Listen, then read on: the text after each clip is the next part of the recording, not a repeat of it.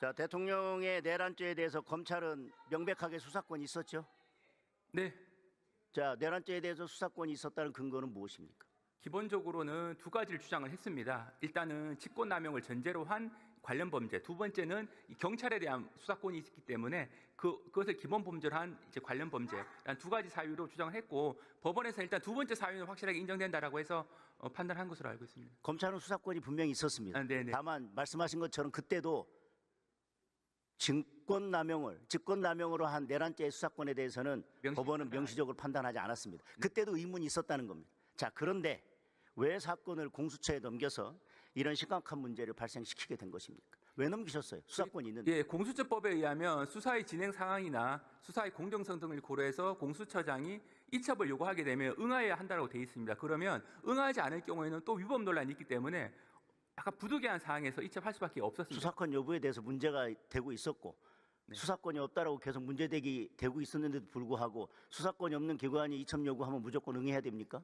이 법률상 너무나도 명확한 규정으로 응하여야 한다라고 되어 있기 때문에 검찰에서 그 부분을 고민을 많이 하는 끝에 부득이한 결정을 내린 것으로 알고 있습니다. 자, 구속 취소에 대해서 즉시 항고를 하지 않았습니다.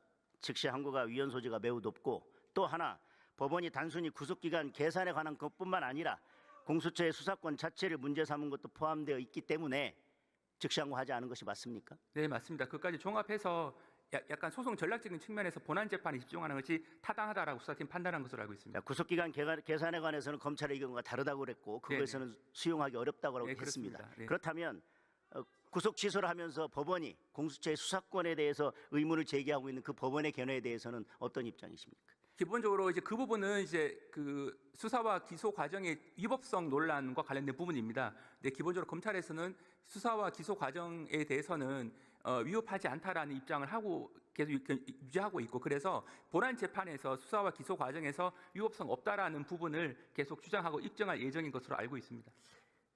지난 연말에 야당의 일방적인 예산 삭감으로 인해서 특정 업무 경비 등이 전부 다 삭감이 됐습니다. 그리고 민생과 국민 안전을 책임지고 있는 검찰로서는 수사에 여러 가지 지장을 받고 있을 텐데요. 지금 어떤 상황인지 좀 자세히 말씀을 해 주십시오. 네, 그 특할비 외에 특정 업무 경비는 한 507억 정도가 전액 삭감이 돼서 지금은 전혀 지급이 안 되고 있는데 이 특정 업무 경비는 기본적으로 이제 급여에 해당하는 부분이 일부 있고 그 외 부분은 거의 대부분이 다 카드로 증빙이 다 되는 부분입니다. 그런데 지금 저희가 확인을 해보니까 이 저희가 수사라고 하는 영역은 굉장히 넓고 이 유죄 판결이 확정돼서 도망다니는 자유형 미집행자에 대한 검거 부분도 넓은 의미에서 수사에 해당하는데 이 부분도 금년에 들어서는 굉장히 많이 줄었습니다. 이 30%나 줄었는데 물론 이제 여러 가지 이유가 있겠습니다만 제가 봤을 때는 이른바 이제 수사 경비 부분이 상당히 큰 역할을 하고 있는 것으로 보여서 최소한의 수사 경비 정도는 기원이 필요하다는 입장입니다.